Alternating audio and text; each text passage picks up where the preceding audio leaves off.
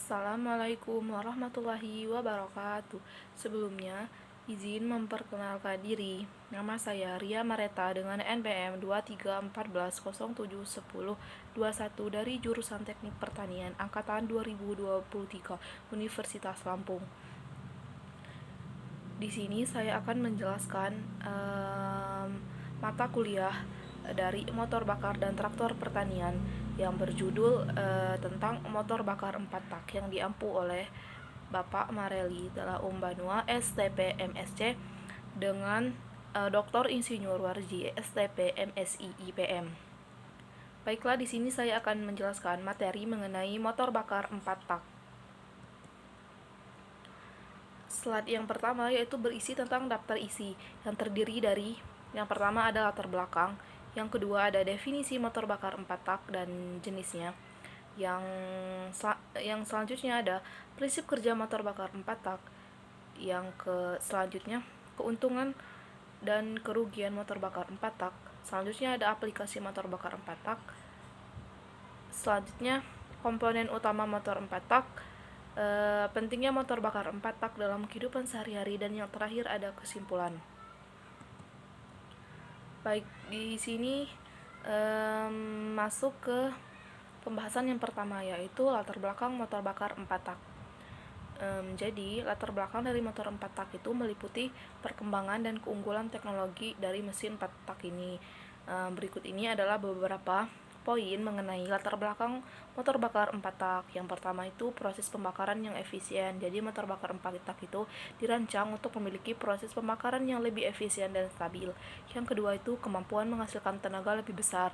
Jadi motor bakar 4 tak ini mampu menghasilkan tenaga yang lebih besar dan konsumsi bahan bakar yang efisien. Yang ketiga ada penekanan emisi gas buang. Jadi motor bakar 4 tak ini juga dikenal karena kemampuannya dalam menekan emisi gas buang. Dan yang terakhir ada peningkatan performa dan keandalan. Dalam motor 4 tak ini telah mengalami berbagai peningkatan dalam hal performa dan dalam hal keandalannya.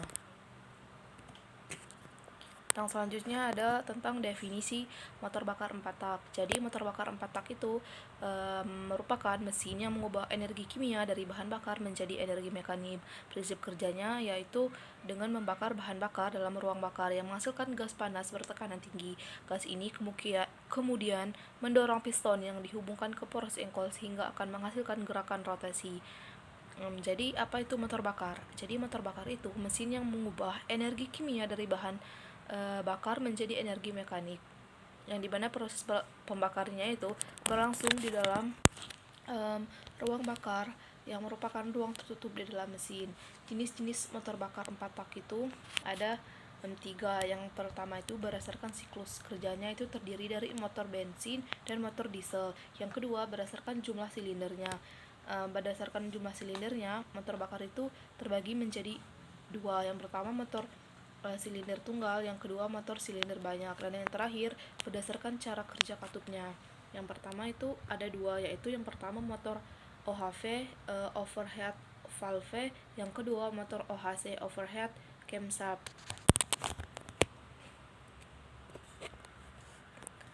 Selanjutnya itu prinsip kerja dari motor bakar 4 tak. Yang pertama itu prinsip kerja motor bakar 4 tak. Yang pertama itu yaitu proses hisap. Jadi udara dan bahan bakar akan dicampur secara proporsional dan dihisap ke dalam silinder melalui katup masuk.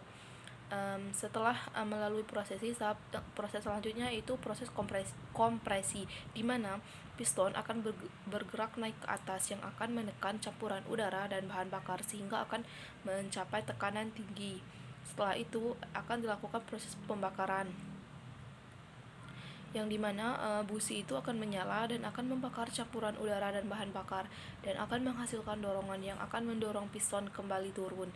Dan yang terakhir yaitu buang atau pembuangan, dimana piston ini akan bergerak naik lagi ke atas dan akan mengeluarkan gas buang melalui katup buang. Fungsi dari setiap prinsip kerja motor bakar 4 tak itu, yang pertama itu hisap. Proses hisap itu berfungsi untuk memasukkan campuran udara dan bahan bakar ke dalam silinder. Yang kedua itu kompresi. Jadi kompresi itu berfungsi untuk meningkatkan tekanan campuran udara dan bahan bakar untuk meningkatkan efisiensi pembakaran. Yang ketiga, pembakaran. Jadi pembakaran itu berfungsi untuk mencampurkan udara dan bahan bakar untuk menghasilkan tenaga. Dan yang terakhir yaitu pembuangan, yaitu berfungsi untuk mengeluarkan gas hasil pembakaran dari silinder.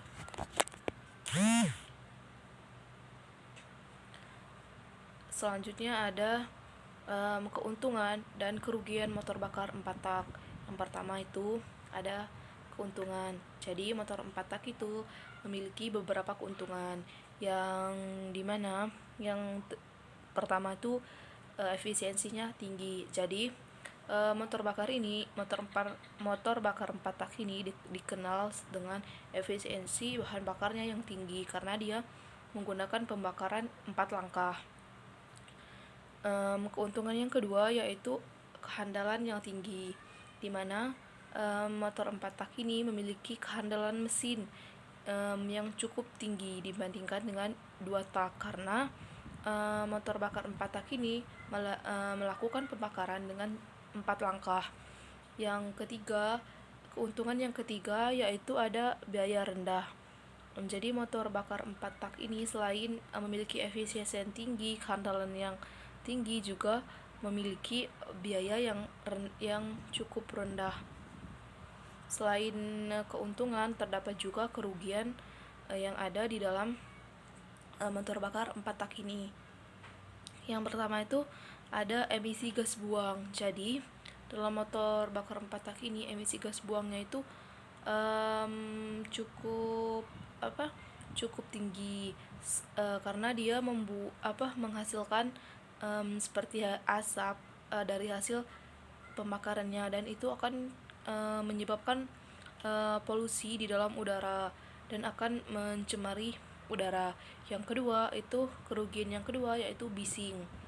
Jadi motor bakar 4 tak ini memiliki suara yang bising karena motor bakar 4 tak ini kan prosesnya melalui 4 langkah, jadi mereka memiliki suara yang bising. Dan yang terakhir itu konsumsi bahan bakar. Jadi dalam motor bakar 4 tak ini bahan bakarnya itu cukup boros atau cukup mahal karena motor bakar 4 tak ini melakukan 4 langkah pembakaran sehingga konsumsi bahan bakarnya lebih banyak juga. Selanjutnya itu ada aplikasi motor bakar. Jadi motor bakar 4 tak itu memiliki banyak aplikasi dalam kehidupan sehari-hari yang dimana antara lain itu terdiri, yang pertama ada dari kendaraan. Jadi pada kendaraan itu contohnya itu mobil, motor, pesawat terbang, kapal laut, dan lain sebagainya.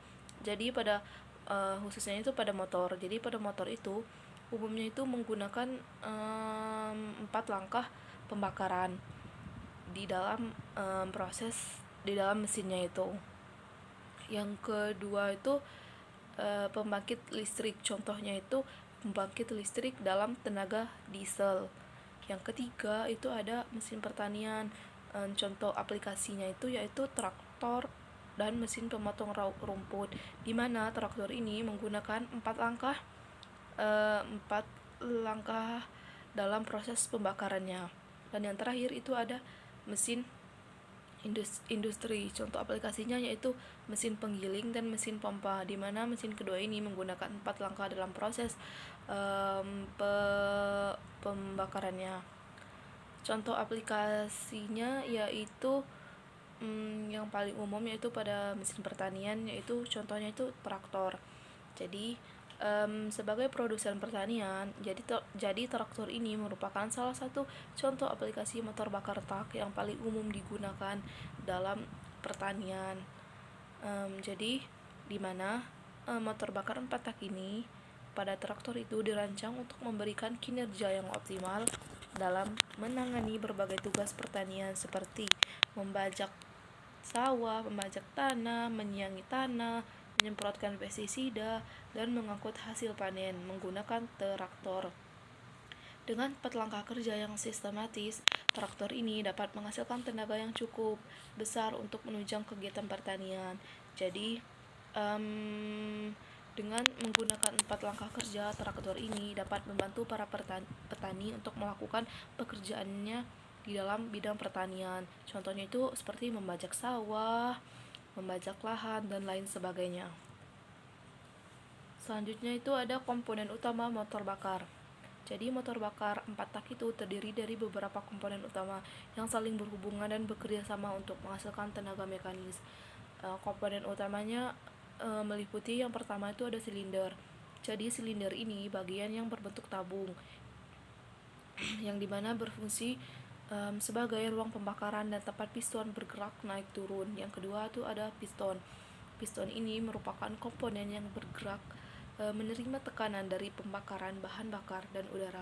Kemudian piston ini akan mengubahnya menjadi gerakan linear. Yang ketiga itu ada klep. Klep ini merupakan katup yang mengatur aliran udara dan gas buang dan gas keluar silinder. Yang keempat ada sistem pembakaran. Sistem pembakaran ini mengatur proses pembakaran bahan bakar dan udara dalam silinder. Sistem pembakaran ini meliputi busi, sistem pengapian, dan sistem injeksi bahan bakar. Dan yang terakhir ada sistem pelumasan. Jadi sistem pelumasan itu merupakan sistem yang berfungsi untuk melumasi komponen mesin yang berfungsi juga untuk mengurangi gesekan dan keausan antar komponen mesin, sehingga itu akan meningkatkan efisiensi dan umur pakai mesin.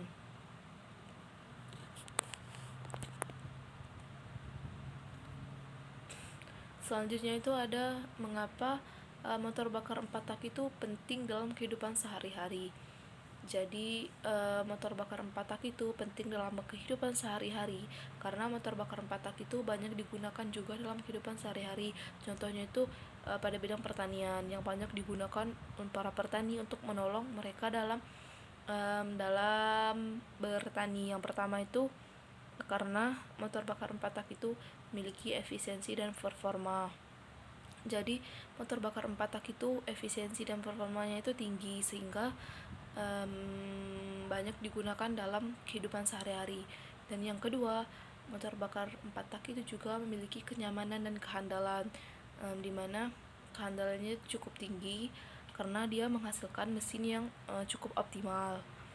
Yang ketiga itu ramah lingkungan, dimana motor bakar 4 tak ini ramah terhadap lingkungan karena mereka memiliki proses pembakaran yaitu 4 langkah. Dan yang terakhir ada penggunaan yang luas. Jadi motor bakar 4 tak ini digunakan secara luas dalam kehidupan sehari-hari untuk membantu dalam menyelesaikan sebuah pekerjaan, terutama dalam bidang pertanian. Yang terakhir itu ada kesimpulan.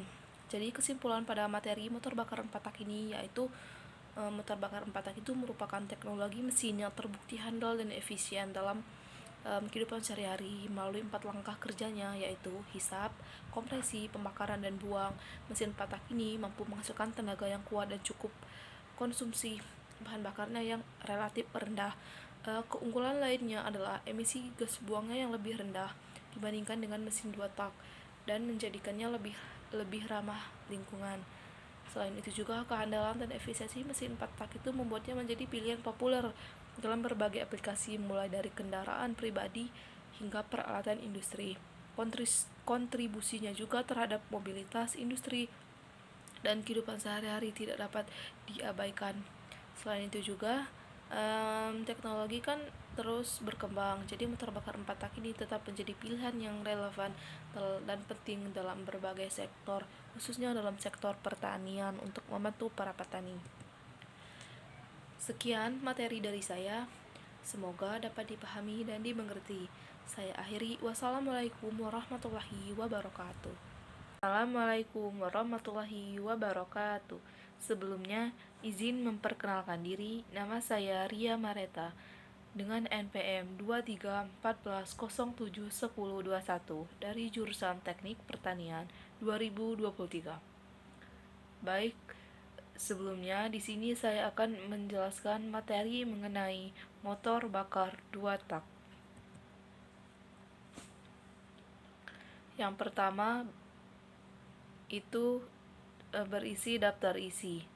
Daftar isi berisi tentang latar belakang, definisi motor bakar 2 tak, prinsip kerja motor bakar 2 tak, kelebihan dan kekurangan motor bakar 2 tak, aplikasi dan komponen utama motor bakar 2 tak, dan yang terakhir yaitu kesimpulan. Baiklah, yang pertama di sini saya akan menjelaskan mengenai latar belakang dari motor bakar 2 tak. Ternyata motor bakar 2 tak itu memiliki latar belakang yang berisi tentang motor bakar 2 tak itu memiliki sejarah yang panjang dan telah digunakan dalam berbagai aplikasi. Selain itu, motor bakar 2 tak juga itu pertama kali dikembangkan pada abad ke-19. Yang pada awalnya itu motor bakar 2 tak itu memiliki desain yang lebih sederhana dibandingkan dengan motor bakar 4 tak. Dan seiring dengan berkembangnya zaman, motor bakar 2 tak itu menjadi sangat populer pada abad ke-20, terutama dalam aplikasinya seperti sepeda motor, perahu, dan mesin pemotong rumput. Selain itu juga, motor bakar 2 tak itu memiliki bobot yang ringan, desain yang sederhana, dan tenaga yang cukup ringan dibandingkan dengan motor bakar 4 tak. Selanjutnya itu ada definisi motor bakar 2 tak. Jadi apa sih definisi atau pengertian dari motor bakar 2 tak itu sendiri?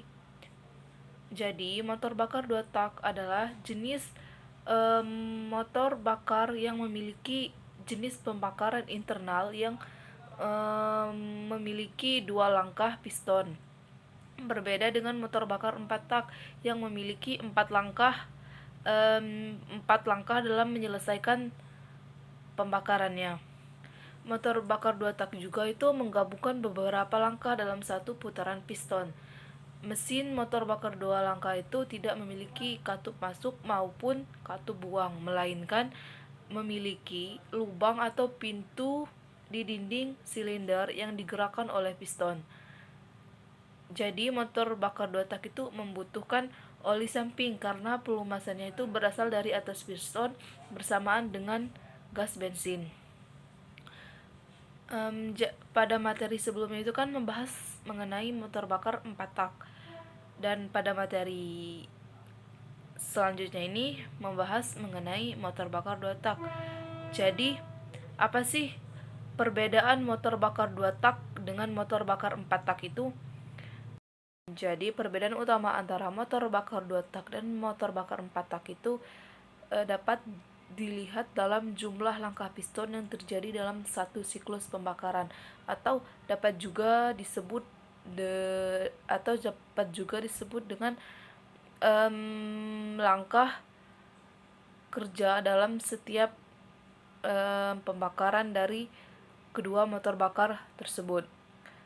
Dalam motor bakar 2 tak itu memiliki satu siklus pembakaran. Motor bakar 2 tak juga tidak itu mengalami 2 langkah piston atau mengalami 2 langkah kerja. Motor bakar 2 tak itu memiliki komponen yang lebih sedikit dibandingkan motor bakar 4 tak karena tidak memiliki clap in, clap out, dan knock-on as. Motor bakar 2 tak itu menggunakan oli samping, sedangkan motor bakar tak itu tidak menggunakan oli samping atau hanya memiliki satu jenis oli saja. Selanjutnya itu ada prinsip kerja dari motor bakar 2 tak. Jadi prinsip kerja dari motor bakar 2 tak itu yaitu langkah yang pertama itu kompresi dan pembakaran, terus yang kedua itu pembuangan dan pengisian. Pada langkah yang pertama itu yaitu kompresi dan pembakaran itu Langkah yang pertama itu piston itu akan bergerak naik dari titik mati bawah menuju ke titik mati atas. Setelah itu, piston tersebut akan menekan campuran bahan bakar dan udara di dalam ruang bakar tersebut. Setelah piston menekan campuran bahan bakar dari udara di dalam ruang bakar tersebut, kemudian busi akan memicu pembakaran. Saat busi memicu pembakaran, campuran bahan bakar dan udara itu akan menghasilkan tekanan tinggi sehingga piston akan bergerak turun dari tekanan pembakaran itu mendorong piston kembali ke bawah sehingga menghasilkan tenaga putar pada poros engkol. Pada langkah yang kedua itu ada pembuangan dan pengisian. Pada langkah pertama itu yaitu langkah lubang atau pembuangan terbuka.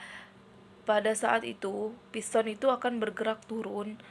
Setelah itu, lubang pembukaan itu akan terbuka dan kemungkinan gas buang itu akan keluar dari ruang bakar tersebut. Kemudian, pada saat yang sama, lubang pemasukan itu akan terbuka dan akan terjadi campuran bahan bakar dan udara baru masuk ke ruang bakar tersebut. Dan yang terakhir itu piston itu akan bergerak naik kembali, setelah itu menutup lubang pembuangan dan pemasukan.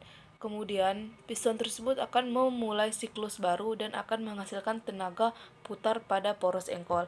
Jadi itulah prinsip kerja dari motor bakar 2 tak itu sendiri. Selanjutnya yaitu kelebihan dan kekurangan motor bakar 2 tak. Ternyata motor bakar 2 tak itu memiliki kelebihan dan kekurangan tersendiri. Jadi, apa sih kelebihan dan kekurangan dari motor bakar 2 tak itu? Yang pertama itu ada kelebihan dari motor bakar 2 tak, yaitu pada motor bakar 2 tak itu memiliki desain yang sederhana dibandingkan dengan motor bakar 4 tak. Jadi pada motor bakar 2 tak itu desainnya itu lebih sederhana dibandingkan dengan motor bakar 4 tak karena motor bakar 2 tak itu tidak memiliki katup buang dan katup masuk. Hal ini itu membuat motor bakar 2 tak itu menjadi lebih ringan ketika digunakan dibandingkan dengan motor bakar 4 tak. Yang kedua itu ada motor bakar 4 tak itu memiliki tenaga yang tinggi dibandingkan dengan motor bakar 4 tak. Jadi motor bakar 2 tak itu dapat menghasilkan tenaga yang tinggi untuk ukurannya karena siklus pembakarannya itu lebih cepat, yaitu hanya memiliki dua langkah dalam prinsip kerjanya. Dan yang ketiga itu memiliki bobot ringan karena desainnya yang sederhana. Jadi motor bakar 2 tak itu biasanya itu memiliki bobot yang lebih ringan dibandingkan dengan motor bakar 4 tak karena dengan tenaga yang sama. Selain kelebihan, motor bakar 2 tak juga memiliki kekurangan.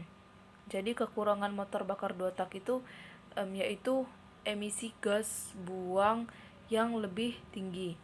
Jadi pada motor bakar 2 tak itu menghasilkan emisi gas buang yang lebih tinggi dibandingkan dengan motor bakar 4 tak. Jadi hal ini tuh akan menyebabkan seperti pencemaran udara pada setiap pembuangan atau pembakaran yang dihasilkan pada motor bakar 2 tak tersebut. Yang kedua itu efisiensi bahan bakar. Pada motor bakar 2 tak itu memiliki poros bahan bakar itu yang lebih boros itu dibandingkan dengan motor bakar 4 tak karena proses pembakarannya yang kurang efisien dibandingkan dengan motor bakar 4 tak. Jadi motor bakar 2 tak itu dapat dikatakan lebih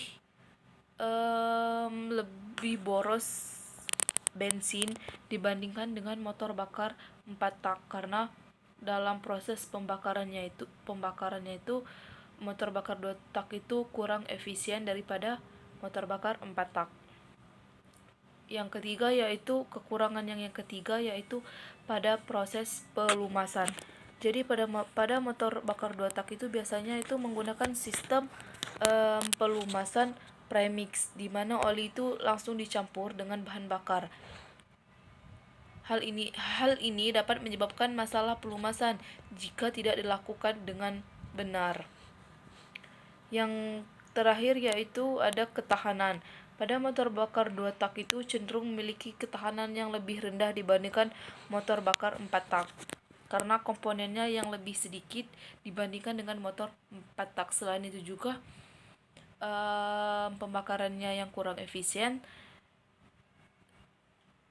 Motor bakar 2 tak juga itu memiliki komponen yang lebih sedikit, sehingga memiliki ketahanan yang kurang efisien dibandingkan dengan motor bakar 4 tak. Selanjutnya itu ada contoh aplikasi motor bakar 2 tak dalam bidang pertanian itu meliputi traktor, pompa air, mesin pemotong rumput, dan generator set.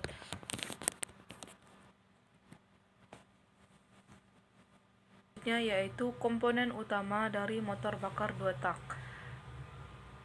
Jadi motor bakar 2 tak itu memiliki komponen utama yang terdiri dari yang pertama itu silinder dan piston, yang kedua poros engkol, dan yang ketiga batang penghubung, yang keempat busi, yang kelima sistem pemasukan, yang keenam sistem pembuangan, yang ketujuh sistem pelumasan, yang ke-8 itu ada karburator, yang ke-9 ada sistem pendingin, dan yang terakhir ada sistem pengapian. Jadi komponen utama dari motor bakar 2 tak itu yang pertama itu ada silinder dan piston. Jadi silinder itu merupakan ruang atau tempat di mana piston itu bergerak naik turun. Jadi piston ini tuh merupakan komponen yang bergerak dalam silinder yang dihubungkan oleh poros engkol melalui batang penghubung. Selanjutnya itu ada poros engkol.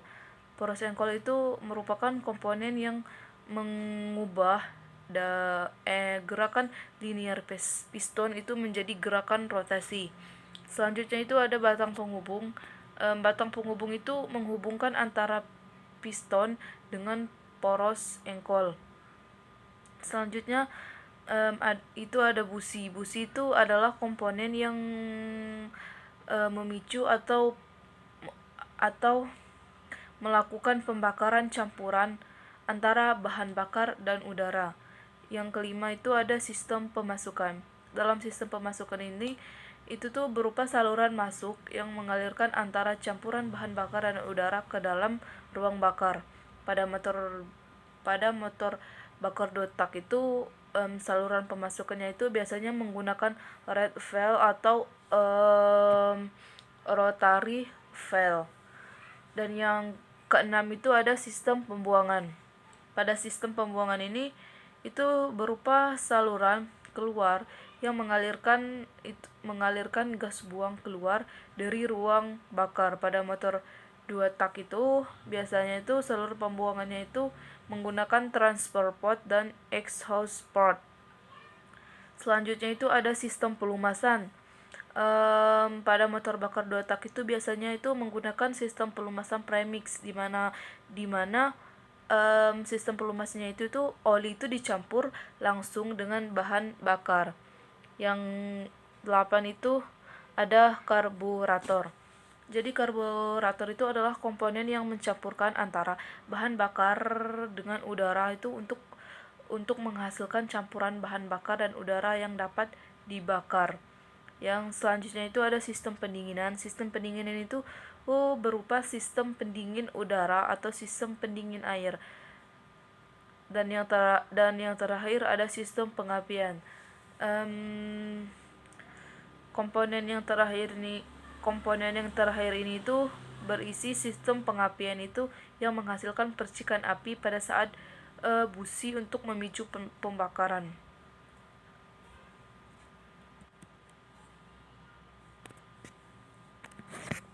Selanjutnya ada kesimpulan. Jadi kesimpulan dari materi motor bakar dua tak ini adalah motor bakar dua tak itu merupakan jenis mesin pembakaran yang internal yang memiliki siklus pembakaran dua langkah piston. Selain itu juga motor bakar dua tak itu memiliki desain yang sederhana, memiliki tenaga yang ringan, dan memiliki bobot yang ringan dan tenaga yang tinggi.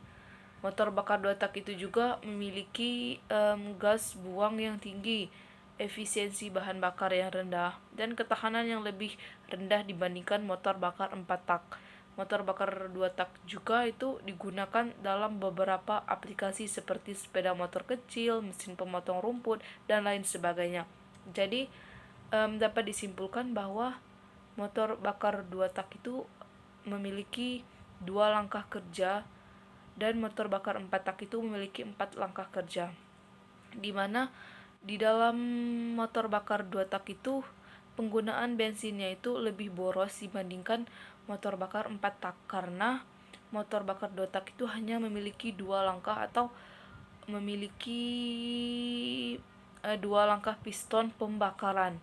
Berbeda dengan motor bakar 4 tak yang memiliki 4 langkah pembakaran. Sehingga pada bensin motor bakar 2 tak itu lebih cenderung boros dibandingkan dengan motor bakar 4 tak. Sekian materi dari saya, semoga dapat dipahami. Saya akhiri, wassalamualaikum warahmatullahi wabarakatuh. Terima kasih. Assalamualaikum warahmatullahi wabarakatuh. Sebelumnya, izin memperkenalkan diri. Nama saya Ria Mareta dengan NPM 2314071021 dari jurusan Teknik Pertanian angkatan 2023. Di sini saya akan menjelaskan materi mengenai motor 4 tak diesel. Yang pertama itu ada daftar isi. Daftar isinya terdiri dari yang pertama latar belakang, yang kedua definisi motor diesel, yang ketiga prinsip kerja motor diesel, yang keempat kelebihan dan kekurangan motor diesel, yang kelima contoh aplikasi motor diesel, dan yang terakhir yaitu kesimpulan. Baiklah, di sini saya akan menjelaskan poin yang pertama yaitu latar belakang motor diesel. Jadi motor diesel itu pertama kali diciptakan oleh seorang insinyur dari Jerman yang bernama Rudolf Christian sekitar pada tahun 1892. Beliau mencoba menciptakan mesin yang lebih efisien daripada mesin uap yang populer pada saat itu. Motor diesel 4 tak merupakan jenis motor bakar yang efisien, kuat, dan handal pada saat itu. Motor 4 tak diesel itu dengan keunggulannya dalam hal efisien bahan bakar, torsi yang tinggi, dan ketahanan membuatnya menjadi pilihan populer untuk berbagai aplikasi pada saat itu. Seiring dengan perkembangan teknologi, motor 4 tak diesel itu terus meningkatkan efisien dan mengurangi emisi motor diesel 4 tak itu sehingga menjadikan motor 4 tak diesel itu membuatnya menjadi solusi untuk pilihan mesin pada saat itu. Poin yang kedua yaitu definisi motor bakar 4 tak diesel. Jadi motor 4 tak diesel itu merupakan motor yang menggunakan mesin pembakarannya itu dalam menyelesaikannya itu memiliki satu siklus pembakaran dengan 4 langkah torak atau 2 kali putaran poros engkol. Jadi dalam 4 langkah itu tuh motor 4 tak diesel itu mengadakan proses pengisian, kompresi, dan penyalaan, ekspansi, serta pembuangan.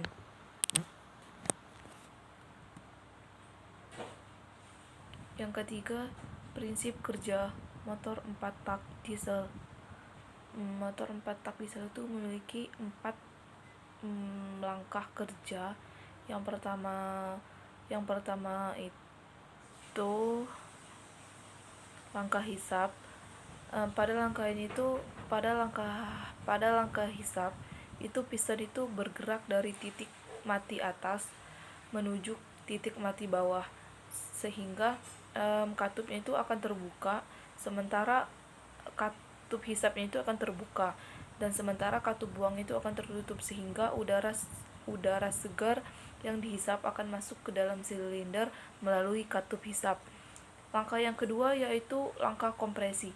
Pada langkah kompresi ini, piston akan bergerak kembali naik dari titik mati bawah menuju titik mati atas, sehingga piston itu akan menekan udara yang telah dihisap dari silinder, dan katup hisap dan katup buangnya itu akan tertutup. Pada proses kompresi ini juga meningkatkan suhu dan tekanan udara di dalam silinder, sehingga akan mencapai titik penggapaian, yaitu pembakaran. Langkah yang ketiga yaitu langkah usaha. Pada langkah usaha ini, motor 4 tak diesel itu akan disuntikkan ke dalam silinder saat piston bergerak di dekat titik mati atas. Karena suhu dan tekanan udaranya yang tinggi, jadi bahan bakar diesel terbakar secara spontan tanpa bantuan busi. Jadi pada motor 4 tak diesel itu tidak menggunakan busi. Pembakaran ini tuh menghasilkan energi yang mendorong piston kembali ke titik mati bawah, sehingga akan menghasilkan tenaga mekanis. Langkah yang terakhir yaitu langkah pembuangan.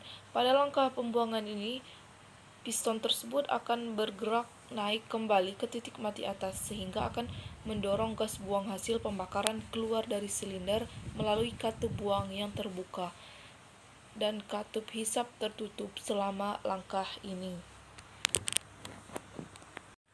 Selanjutnya yaitu kelebihan dan kekurangan motor diesel. Jadi motor diesel itu memiliki kelebihan dan kekurangan. Kelebihan dari motor diesel itu yang pertama, memiliki efisiensi bahan bakar yang tinggi. Jadi motor 4 diesel itu tuh dikenal dengan efisiensi bahan bakarnya yang tinggi dibandingkan dengan motor bensin. Motor diesel itu dapat menghasilkan tenaga yang lebih besar dengan mengkonsumsi bahan bakar yang lebih rendah. Kelebihan yang kedua yaitu menghasilkan torsi yang lebih besar. Jadi motor 4 tak diesel itu menghasilkan torsi yang lebih besar, terutama pada putaran rendah. Hal ini tuh membuat motor diesel itu cocok untuk digunakan untuk kendaraan berat seperti truk dan bus untuk membutuhkan tenaga besar untuk mengangkut beban. Jadi motor 4 tak diesel itu memiliki torsi yang lebih besar. Hal tersebut itu cocok digunakan untuk kendaraan seperti truk dan bus untuk mengangkat beban berat. Kelebihan yang tiga yaitu memiliki umur pakai yang lebih panjang. Motor 4 tak diesel itu umumnya memiliki umur pakai yang lebih panjang dibandingkan dengan motor bensin. Hal ini dikarenakan karena konstruksi motor diesel itu lebih kuat dan proses pembakarannya lebih lembut. Kelebihan yang terakhir yaitu memiliki ketahanan terhadap beban berat. Jadi motor 4 tak diesel itu dirancang untuk menahan beban berat dan kondisi kerja yang berat.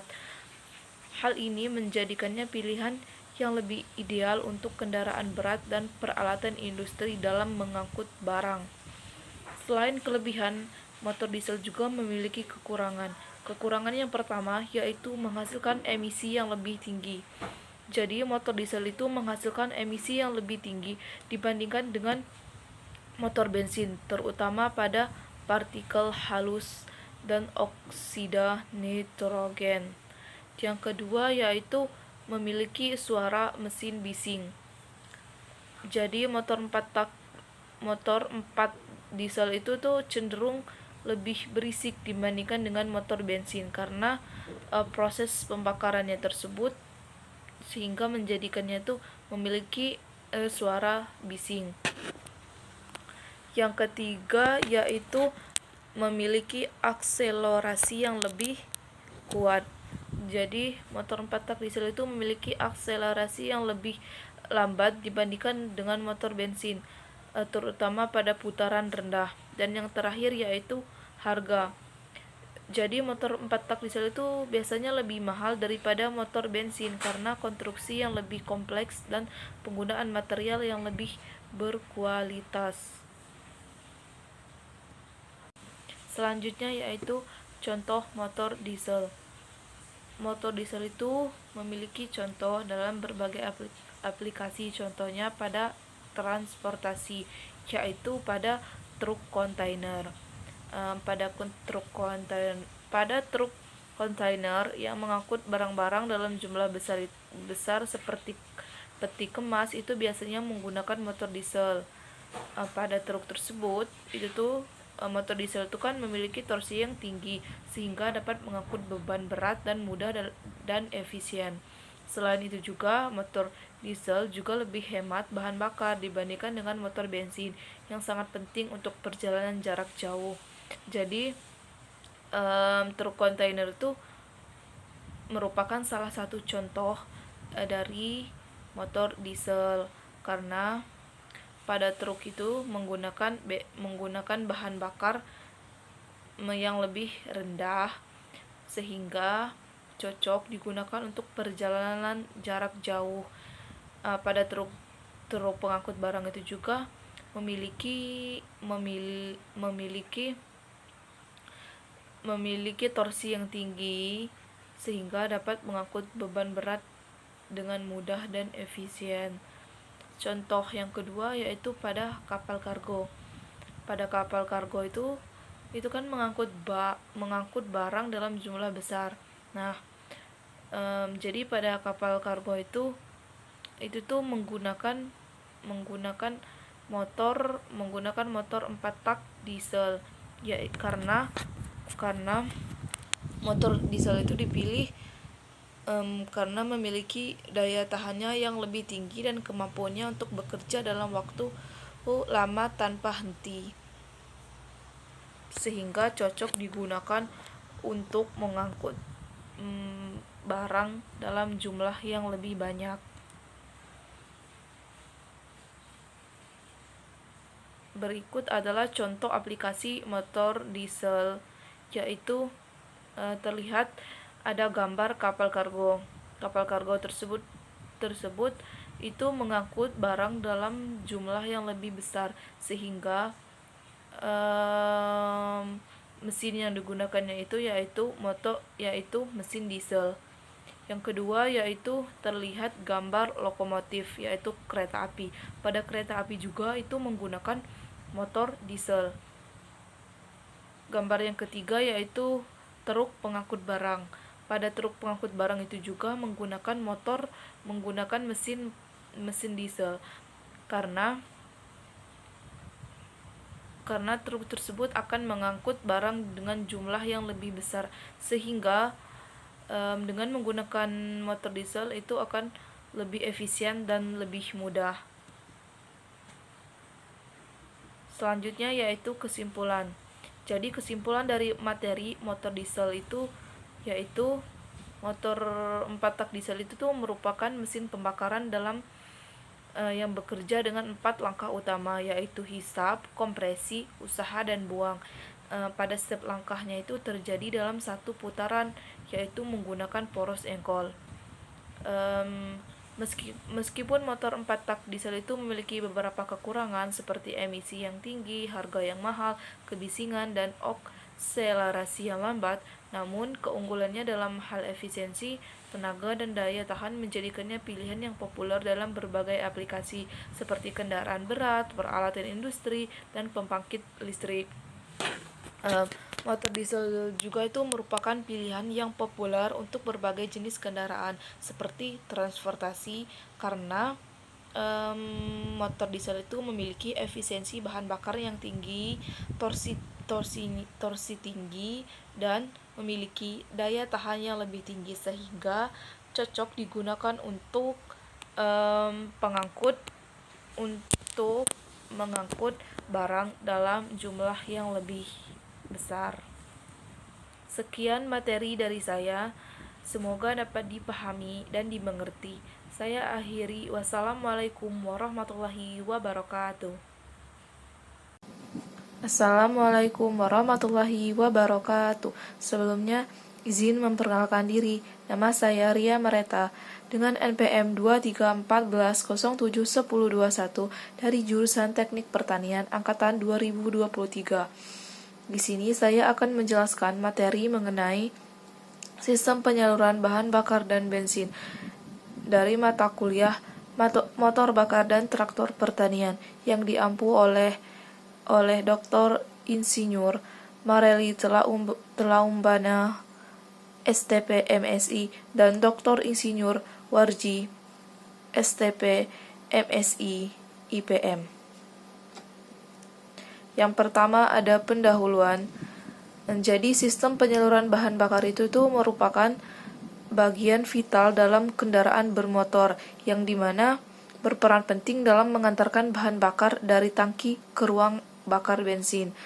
Jadi pada sistem ini memastikan pasokan bahan bakar yang tepat dan terukur sehingga mesin dapat menghasilkan tenaga optimal. Sistem penyaluran bahan bakar itu ada dua jenis, yaitu sistem penyaluran bahan bakar yang umum digunakan pada kehidupan sehari-hari, yaitu sistem penyaluran bahan bakar bensin dan sistem penyaluran bahan bakar solar. Selanjutnya ada definisi sistem penyaluran bahan bakar bensin dan solar. Jadi sistem penyaluran bahan bakar bensin itu merupakan sistem yang bertanggung jawab untuk menyalurkan bahan bakar bensin dari tangki ke ruang bakar mesin. Jadi pada sistem penyaluran bahan bakar bensin ini tuh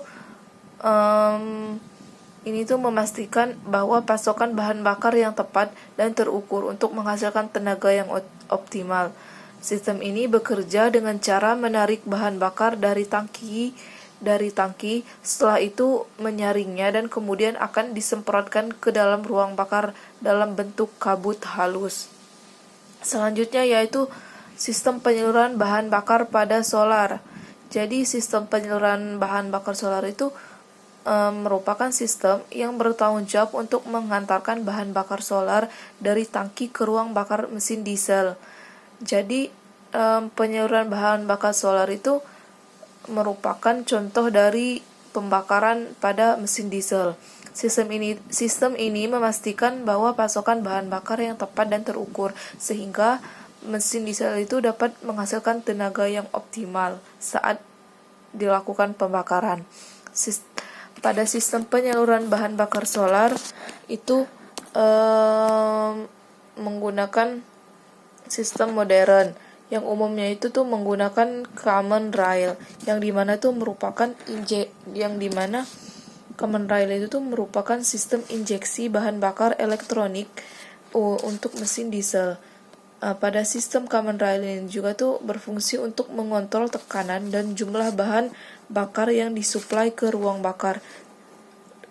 Selain itu juga common rail juga tuh berfungsi untuk mengontrol sistem injeksi yang lebih baik atas proses pembakaran dan meningkatkan efisiensi mesin diesel saat dilakukan proses pembakaran. Selanjutnya ada komponen-komponen sistem penyaluran bahan bakar bensin. Selanjutnya ada komponen-komponen sistem penyaluran bahan bakar bensin. Jadi sistem penyaluran bahan bakar bensin itu terdapat komponen-komponen utama dalam proses sistem pembakarannya. Yang pertama itu ada tangki bahan bakar. Jadi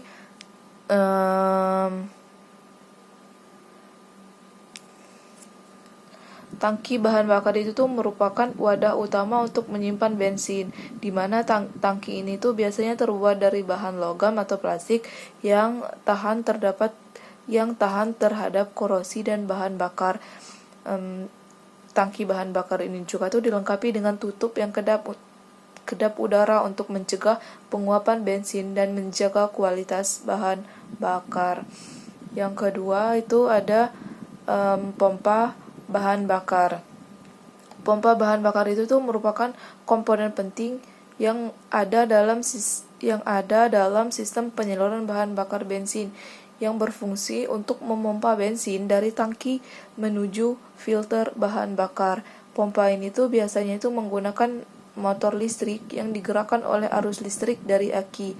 Pompa bakar juga harus mampu menghasilkan tekanan yang cukup untuk mendorong bensin melewati filter dan menuju injektor. Selanjutnya ada filter bahan bakar. Filter bahan bakar itu tuh berperan penting dalam menyaring kotoran dan partikel yang terdapat dalam bensin. Jadi, filter bahan bakar ini biasanya terbuat dari bahan kertas atau logam yang memiliki pori-pori yang sangat kecil. Filter bahan bakar juga membantu menjaga kebersihan sistem penyaluran bahan bakar dan mencegah kerusakan pada injektor. Selanjutnya yaitu injektor. Injektor itu tuh merupakan komponen utama dalam sistem injeksi elektronik, di mana injektor berfungsi untuk menyemprotkan bensin ke ruang bakar dalam jumlah yang tepat sesuai dengan kebutuhan bensin. Biasanya injektor itu terbuat dari bahan logam yang tahan terhadap tekanan dan panas. Injektor itu memiliki beberapa bagian utama. Yang pertama itu ada nozzle. Nozzle itu berfungsi untuk menyemprotkan bensin ke ruang bakar. Yang kedua itu ada coil, itu berfungsi untuk mengontrol aliran bensinnya keluar dari nozzle. Dan yang terakhir ada solenoid yang berfungsi untuk membuka dan menutup aliran bensin yang menuju nozzle. Selanjutnya itu ada rail bahan bakar. Jadi rail bahan bakar itu tuh merupakan saluran yang menghubungkan pompa bahan bakar dari injektor. Rail injektor berfungsi untuk mendistribusikan bensin ke setiap injektor dan menjaga tekanan bensin tetap stabil. Jadi rail bahan bakar injektor itu tuh biasanya itu terbuat dari logam yang tahan terhadap tekanan dan korosi. Selanjutnya ada sensor tekanan bahan bakar. Sensor tekanan bahan bakar itu berperan penting dalam memberikan data ke ECU untuk mengatur kinerja sistem penyaluran bahan bakar. Sensor itu yang umum digunakan pada sistem penyaluran bahan bakar bensin itu terdapat sensor level bahan bakar. Sensor ini tuh mengukur level bensin di dalam tangki. Yang kedua itu ada sensor temperatur mesin. Sensor ini mengukur temperatur yang ada dalam sistem penyaluran bahan bakar bensin.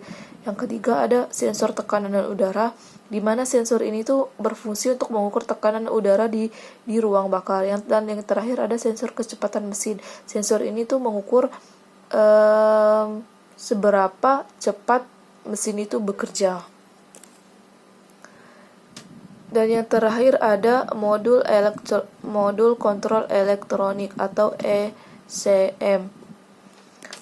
Jadi modul kontrol elektronik atau ECM itu tuh berfungsi untuk mengatur dan mengontrol seluruh sistem injeksi bahan bakar selama proses sistem bekerja.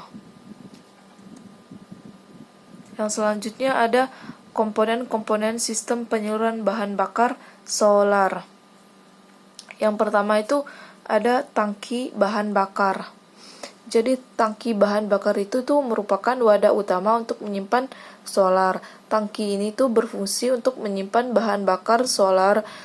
Nah, dan tangki pada sistem penyaluran bahan bakar solar itu biasanya terbuat dari bahan logam yang tahan terhadap korosi dan solar. Selanjutnya ada pompa bahan bakar. Pompa bahan bakar itu tuh merupakan komponen penting yang berfungsi untuk memompa solar dari tangki menuju filter bahan bakar. Pompa ini biasanya itu menggunakan motor listrik yang digerakkan oleh arus listrik dari aki. Selanjutnya ada filter bahan bakar. Filter bahan bakar itu berperan penting dalam menyaring kotoran dan partikel yang terdapat dalam solar. Filter ini biasanya terbuat dari bahan kertas atau logam yang memiliki pori-pori sangat kecil yang berfungsi untuk menyaring partikel dari bahan bakar solar.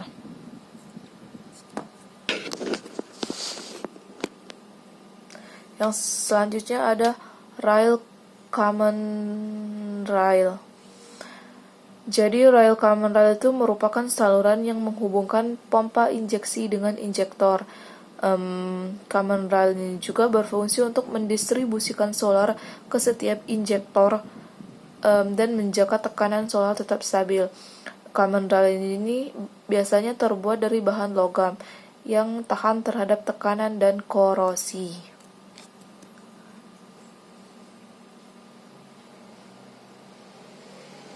Selanjutnya ada injektor bahan bakar.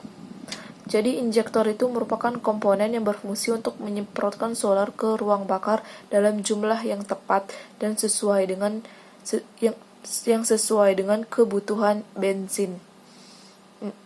Injektor ini itu biasanya terbuat dari bahan logam yang tahan terhadap tekanan panas. Injektor memiliki beberapa bagian utama. Yang pertama ada nozzle, itu berfungsi menyemprotkan solar ke ruang bakar. Yang kedua ada needle valve yang berfungsi untuk mengontrol aliran solar yang keluar dari nozzle. Dan yang terakhir ada solenoid yang berfungsi untuk membuka dan menutup aliran yang menuju nozzle. Selanjutnya ada sensor. Sensor itu berperan penting dalam memberikan data ke ECU untuk mengatur kinerja sistem penyaluran bahan bakar solar. Dan yang terakhir ada ECM yang berfungsi untuk mengatur dan mengontrol seluruh sistem penyaluran bahan bakar pada solar.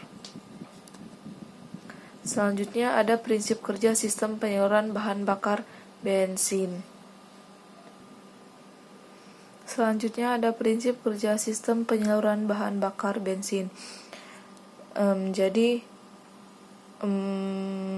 Prinsip kerja sistem penyaluran bahan bakar bensin itu ada 4. Yang pertama itu pompa bahan bakar itu akan menarik bahan bakar dari tangki dan akan mendorongnya melalui filter bahan bakar. Kemudian setelah didorong melalui filter bahan bakar, bahan bakar tersebut kemudian dialirkan ke rail bahan bakar yang akan disaring. Dan yang selanjutnya ada EMC kemudian akan menerima sinyal dari berbagai sensor seperti sensor posisi untuk menentukan jumlah bahan bakar yang dibutuhkan. Selanjutnya setelah ECM menerima sinyal dari berbagai sensor seperti sensor posisi, sensor kemudian dilanjutkan untuk menentukan jumlah bahan bakar yang dibutuhkan.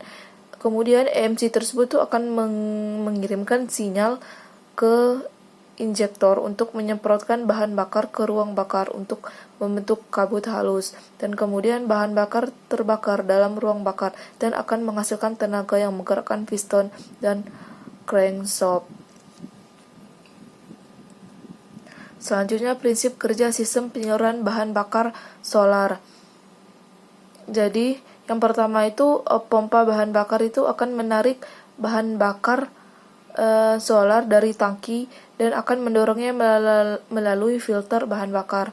Yang kemudian bahan bakar tersebut yang setelah disaring itu kemudian akan dialirkan ke pompa common rail. Setelah dialirkan melalui pompa common rail, itu akan meningkatkan tekanan bahan bakar sehingga mencapai tekanan yang dibutuhkan untuk proses pembakaran. Kemudian EMC akan menerima sinyal dari berbagai sensor seperti sensor posisi, sensor kecepatan untuk menentukan jumlah bahan bakar yang akan dibutuhkan. Setelah itu EMC itu akan mengirimkan sinyal ke injektor untuk menyemprotkan bahan bakar ke ruang bakar dalam bentuk kabut halus. Setelah itu bahan bakar akan terbakar dalam ruang bakar dan akan menghasilkan tenaga untuk menggerakkan piston ke crankshaft.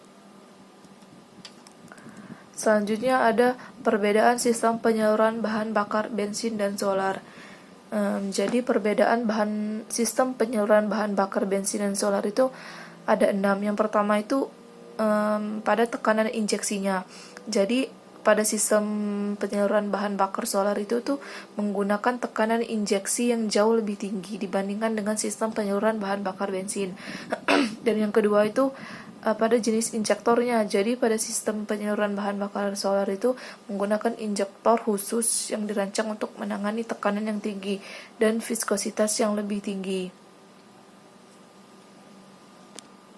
Sedangkan pada sistem penyaluran bahan bakar bensin itu tuh menggunakan jenis injektor yang umum digunakan itu injektor elektromagnetik, di mana injektor ini tuh memiliki solenoid yang dikontrol oleh ECU untuk membuka dan menutup aliran solar menuju nozzle. Yang ketiga itu pada sistem pengapiannya. Jadi pada sistem penyaluran bahan bakar bensin itu menggunakan sistem pengapian dengan busi. Sedangkan pada sistem penyaluran bahan bakar solar itu tidak menggunakan busi. Jadi pada prinsipnya itu tuh sistem penyaluran bahan bakar itu tuh menggunakan busi itu tuh untuk mencampurkan bahan bensin dan udara. Sedangkan pada sistem penyaluran bahan bakar solar itu tidak menggunakan busi karena solar tidak terbakar secara spontan saat dicampur dengan udara yang dipanaskan oleh tekanan yang tinggi. Yang keempat ada efisiensi. Sistem penyaluran bahan bakar solar itu umumnya lebih efisien dalam menghasilkan tenaga dibandingkan dengan sistem penyaluran bahan bakar bensin. Hal ini dikarenakan pada sistem penyaluran bahan bakar solar itu memiliki kepadatan energi yang lebih tinggi dibandingkan dengan sistem penyaluran bahan bakar bensin. Yang kelima itu ada pada komponennya. Pada sistem penyaluran bahan bakar bensin itu tuh komponen utamanya itu adalah injektor, sedangkan sistem penyaluran bahan bakar solar itu komponen utamanya yaitu pompa injeksi. Dan yang terakhir itu pada cara kerjanya. Jadi pada sistem cara kerja bahan bakar bensin itu tuh menggunakan sistem penyolderan bahan bakar bensin itu umumnya itu menggunakan sistem injeksi yang mengandalkan busi, sedangkan sistem penyolderan bahan bakar solar itu menggunakan sistem injeksi langsung. Selanjutnya ada kesimpulan. Jadi kesimpulan dari materi sistem penyaluran bahan bakar bensin dan solar yaitu sistem penyaluran bahan bakar bensin dan solar itu memiliki perbedaan yang signifikan dalam cara kerja dan komponennya. Sistem EFI pada mesin bensin lebih efisien dan ramah lingkungan dibandingkan dengan sistem karburator. Sementara sistem common rail pada mesin diesel itu memberikan kontrol yang lebih baik atas proses pembakaran dan meningkatkan efisiensi mesin. Kedua sistem ini terus berkembang dengan teknologi baru yang bertujuan untuk meningkatkan efisiensi bahan bakar dan mengurangi emisi gas buang dan meningkatkan performa mesin. Sekian materi dari saya, semoga dapat dipahami dan dimengerti. Saya akhiri, wassalamualaikum warahmatullahi wabarakatuh. Terima kasih. Assalamualaikum warahmatullahi wabarakatuh. Sebelumnya, izin memperkenalkan diri. Nama saya Ria Mareta dengan NPM 2314071021 dari jurusan Teknik Pertanian angkatan 2023. Di sini saya akan menjelaskan materi yang berjudul Sistem Kelistrikan dan Pendinginan dari mata kuliah Motor Bakar dan Traktor Pertanian yang diampu oleh Bapak Dr. Mareli Telaum Banua STP MSI dan Dr. Insinyur Warji STP MSI IPM. Baiklah, di sini masuk ke daftar isi. Yang pertama ada pendahuluan, yang kedua ada fungsi dari sistem kelistrikan dan sistem pendinginan, Yang ketiga ada komponen-komponen dari sistem kelistrikan dan pendinginan pada motor pada kendaraan. Yang keempat ada prinsip kerja dari sistem kelistrikan dan sistem pendinginan, dan yang terakhir ada kesimpulan. Yang pertama ada pendahuluan mengenai sistem kelistrikan dan sistem pendinginan pada kendaraan. Jadi apa sih yang dimaksud dengan sistem kelistrikan dan sistem pendinginan pada kendaraan itu? Jadi, sistem kelistrikan pada kendaraan merupakan sistem yang kompleks yang bertanggung jawab untuk menyalurkan energi listrik ke berbagai komponen penting di dalam kendaraan seperti lampu, starter, sistem pengapian, sistem pengisian, dan berbagai fitur elektronik modern pada kendaraan. Selain sistem kelistrikan, terdapat juga sistem pendinginan pada kendaraan. Sistem pendinginan pada kendaraan adalah sistem yang dirancang untuk menjaga suhu mesin agar tetap ideal dan tidak terlalu panas. Suhu mesin yang terlalu tinggi dapat menyebabkan kerusakan pada komponen mesin, seperti kerusakan pada piston, silinder, dan kepala silinder. Kedua sistem ini saling berkaitan, terutama pada kendaraan modern, di mana banyak komponen pendingin yang dioperasikan oleh sistem kelistrikan. Selanjutnya ada fungsi dari sistem kelistrikan dan pendinginan. Yang pertama ada fungsi sistem kelistrikan. Yang pertama ada berfungsi untuk menyalakan mesin, yang kedua membakar bahan bakar, dan yang ketiga mengisi baterai. Yang pertama berfungsi untuk menyalakan mesin. Pada sistem starter menggunakan energi dari baterai untuk memutar mesin, dimulai dari proses pembakarannya yang menggerakkan kendaraan. Selanjutnya yang kedua membakar bahan bakar. Sistem pengapian menghasilkan percikan api yang dibutuhkan untuk membakar bahan bakar dalam ruang bakar dan menghasilkan tenaga untuk menggerakkan mesin kendaraan. Yang ketiga ada berfungsi sebagai mengisi baterai. Sistem pengisian menggunakan generator untuk mengisi baterai saat mesin menyala. Baterai menyimpan energi listrik untuk menyalakan sistem kelistrikan saat mesin mati. Selanjutnya ada berfungsi sebagai menyalakan lampu dan aksesoris. Jadi sistem kelistrikan berfungsi untuk menyediakan lampu depan, lampu belakang, lampu kabin, dan berbagai aksesoris lain seperti AC, radio, dan sistem hiburan. Dan yang terakhir berfungsi sebagai mengelola sistem elektronik.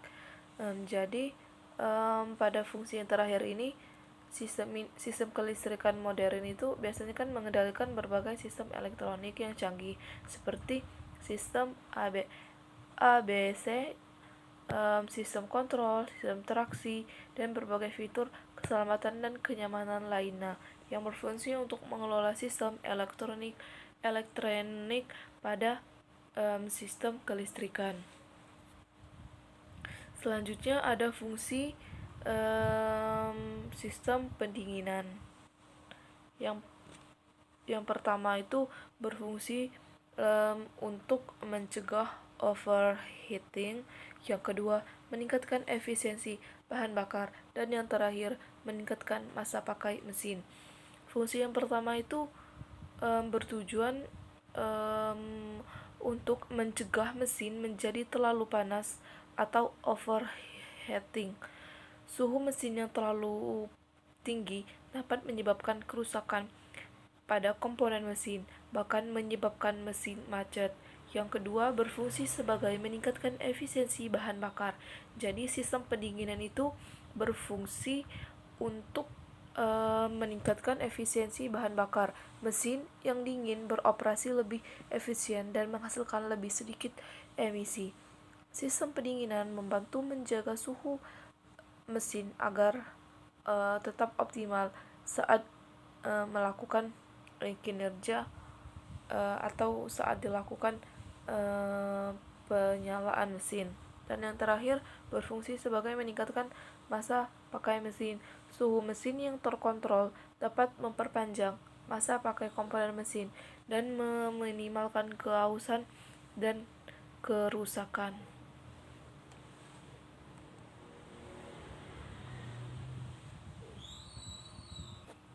Selanjutnya ada komponen-komponen sistem kelistrikan pada kendaraan. Jadi, sistem kelistrikan memiliki komponen utama yang terdiri dari yang pertama ada baterai, yang kedua ada alternator, yang ketiga ada kiprok, yang keempat ada sistem pengapian, yang kelima ada sistem starter, yang keenam ada sistem penerangan, yang ketujuh ada sistem pengisian, dan yang terakhir ada sistem elektrik. Jadi, komponen utama dari sistem kelistrikan yaitu ada baterai. Baterai merupakan sumber energi listrik utama yang menyediakan arus untuk menyalakan starter dan sistem kelistrikan saat mesin mati. Dalam baterai kendaraan itu berfungsi untuk menyimpan energi kimia yang diubah menjadi energi listrik sehingga dapat menggerakkan kendaraan. Yang kedua ada alternator. Alternator berfungsi untuk menghasilkan arus listrik AC saat mesin menyala.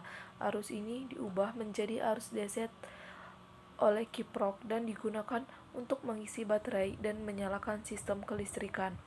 Yang ketiga ada kiprok. Kiprok merupakan komponen yang mengatur tegangan arus listrik yang dihasilkan oleh alternator agar sesuai dengan kebutuhan sistem kelistrikan dan baterai. Yang keempat ada sistem pengapian. Sistem pengapian pada sistem kelistrikan itu berfungsi untuk menghasilkan percikan api untuk membakar bahan bakar di dalam ruang bakar dan berfungsi untuk memicu proses pembakaran untuk menggerakkan mesin. Biasanya sistem ini terdiri dari koil pengapian, distributor, dan kabel, busi, dan lainnya. Yang kelima ada sistem starter. Sistem starter itu berfungsi untuk menghidupkan mesin dengan memutar poros engkol. Sistem ini terdiri dari motor starter, solenoid starter, dan gigi starter. Yang keenam ada sistem penerangan. Sistem penerangan berfungsi untuk menyediakan cahaya untuk lampu depan, lampu belakang, lampu sein, lampu kabin, dan lampu lainnya. Yang ketujuh ada sistem pengisian. Sistem pengisian baterai itu berfungsi untuk mengisi baterai saat mesin menyala, memastikan baterai selalu terisi penuh untuk menyalakan sistem kelistrikan. Dan yang terakhir ada sistem elektrik. Sistem elektrik ini berfungsi untuk mengendalikan berbagai fungsi atau berfungsi sebagai pengendali dari komponen-komponen yang terdapat dalam sistem kelistrikan. Selanjutnya ada komponen sistem pendinginan pada kendaraan. Komponen sistem pendinginan pada kendaraan itu ada 5 komponen. Yang pertama ada radiator, yang kedua ada pompa air, yang ketiga ada termostat, yang keempat ada kipas radiator, dan yang terakhir ada cairan pendingin. Jadi komponen sistem pendingin yang pertama itu ada radiator. Radiator merupakan komponen yang berfungsi untuk melepaskan panas. Selanjutnya ada komponen sistem pendinginan pada kendaraan. Komponen sistem pendinginan terdiri dari 5. Yang pertama ada radiator, yang kedua ada pompa air, yang ketiga ada kipas radiator, yang keempat ada termostat, dan yang terakhir ada cairan pendingin. Komponen sistem pendinginan yang pertama radiator. Jadi radiator itu merupakan komponen yang berfungsi untuk melepaskan panas dari cairan pendingin ke udara. Radiator ini memiliki sirip-sirip yang memperluas permukaan kontak dengan udara sehingga akan mempercepat proses pelepasan panas. Yang kedua ada pompa air. Pompa air ini berfungsi untuk mengedarkan cairan pendingin ke seluruh mesin sehingga panas dari mesin dapat diserap dan dibawa ke radiator. Yang ketiga ada kipas radiator. Kipas radiator pada sistem pendinginan berfungsi untuk membantu proses pendinginan dengan menghembuskan udara ke radiator dan mempercepat proses pelepasan panas dari cairan pendingin. Yang ketiga ada termostat. Termostat ini merupakan sensor yang mengatur suhu cairan pendingin ketika suhu mesin terlalu dingin. Termostat juga membuka saluran untuk mengalirkan cairan pendingin ke radiator. Ketika suhu mesin terlalu rendah, termostat akan menutup saluran untuk menjaga cairan pendingin agar tetap dalam mesin. Dan yang terakhir ada cairan pendingin. Cairan pendingin ini berfungsi untuk menyerap panas dari mesin dan kemudian akan melepaskannya ke udara melalui radiator. Cairan pendingin ini biasanya itu memiliki campuran air dan anti beku untuk mencegah pembekuan pada cuaca dingin. Selanjutnya ada prinsip kerja sistem kelistrikan pada kendaraan. Sistem kelistrikan pada kendaraan bekerja berdasarkan prinsip aliran arus listrik yang dikontrol dan diarahkan untuk menjalankan berbagai komponen. Berikut adalah penjelasan prinsip kerja sistem kelistrikan pada kendaraan. Yang pertama itu, baterai merupakan sumber energi utama saat mesin mati. Baterai akan menyimpan energi kimia yang diubah menjadi energi listrik melalui reaksi kimia. Saat mesin menyala, alternator akan menghasilkan arus listrik AC. Alternator ini bekerja berdasarkan prinsip induksi elektromagnetik, yaitu alternator ini menghasilkan arus listrik ketika kumparan kawat diputar dalam medan magnet. Kemudian kiprok atau regulator itu akan mengubah arus AC dari alternator menjadi arus DC dan akan mengatur tegangannya agar sesuai dengan kebutuhan sistem kelistrikan dan baterai. Setelah itu, arus DC yang sudah diatur kemudian disalurkan ke berbagai komponen seperti lampu, starter, sistem elektronik, dan komponen lainnya. Kemudian, sistem pengapian menggunakan arus listrik dari baterai atau alternator untuk menghasilkan percikan api pada busi. Percikan api ini akan membakar campuran bahan bakar dan udara dalam ruang bakar dan akan menghasilkan tenaga untuk menggerakkan mesin pada kendaraan. Selanjutnya, sistem starter itu akan menggunakan arus listrik dari baterai untuk memutar poros engkol mesin dan akan membantu mesin untuk hidup. Kemudian alternator tersebut akan mengisi baterai saat mesin menyala. Arus listrik yang dihasilkan oleh alternator digunakan untuk mengisi baterai agar tetap terisi penuh dan siap untuk menyalakan sistem kelistrikan saat mesin mati. Dan yang terakhir ada itu setelah alternator mengisi baterai, itu akan mesin otomatis akan menyala dengan sistem kelistrikan. Selanjutnya ada prinsip kerja sistem pendinginan pada kendaraan. Sistem pendinginan bekerja dengan cara menyerap panas dari mesin dan melepaskannya ke lingkungan di sekitar. Yang pertama itu cairan pendingin bersirkulasi melalui mesin dan kemudian akan menyerap panas dari blok silinder, kepala silinder, dan komponen lainnya yang menghasilkan panas.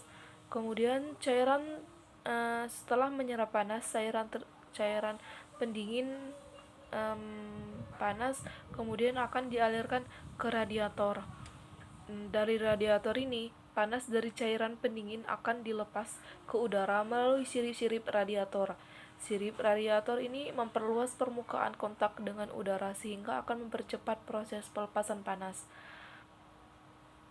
Setelah melakukan pelepasan panas, cairan pendingin yang telah dingin kemudian akan dialirkan kembali ke mesin untuk menyerap panas lagi. Setelah itu, termostat akan mengatur suhu cairan pendingin agar tetap ideal. Ketika suhu mesin terlalu tinggi, termostat akan membuka saluran untuk mengalirkan cairan pendingin ke radiator. Setelah termostat mengatur suhu cairan pendingin, kemudian kipas radiator akan membantu proses pendinginan dengan menghembuskan udara ke radiator dan akan mempercepat proses pelepasan panas dari cairan pendingin.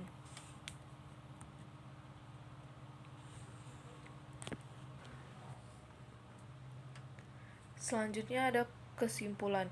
Jadi kesimpulan dari materi sistem kelistrikan dan pendinginan yaitu sistem kelistrikan dan sistem pendinginan merupakan dua sistem yang vital untuk kinerja dan keandalan kendaraan modern.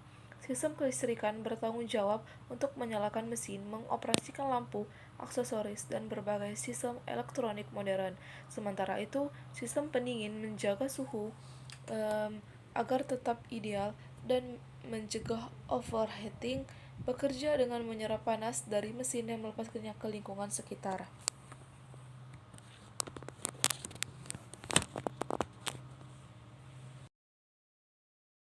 Saya sampaikan, semoga dapat dipahami dan dimengerti. Saya akhiri. Wassalamualaikum warahmatullahi wabarakatuh.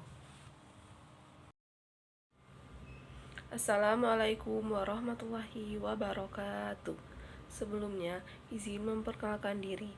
Nama saya Ria Mareta dengan NPM 2314071021 dari jurusan Teknik Pertanian angkatan 2023. Di sini saya akan menjelaskan materi mengenai sistem transmisi dan pelumasan yang diampu oleh Bapak Dr. Mareli Banua, STP MSc, dan Dr. Insinyur Warji, STP MSI IPM.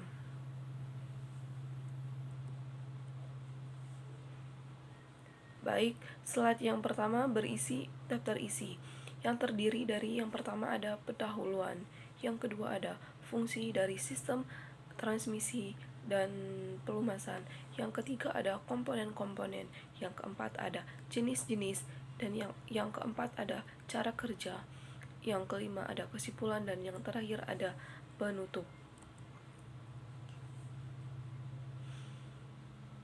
Yang pertama ada pendahuluan. Jadi apa sih peran penting sistem transmisi dan pelumasan dalam kendaraan, dan apa sih yang dimaksud dengan sistem transmisi dan pelumasan itu? Jadi sistem transmisi dan pelumasan merupakan dua sistem penting dalam kendaraan, yang dimana dua sistem ini bekerja sama untuk memastikan kinerja mesin yang optimal.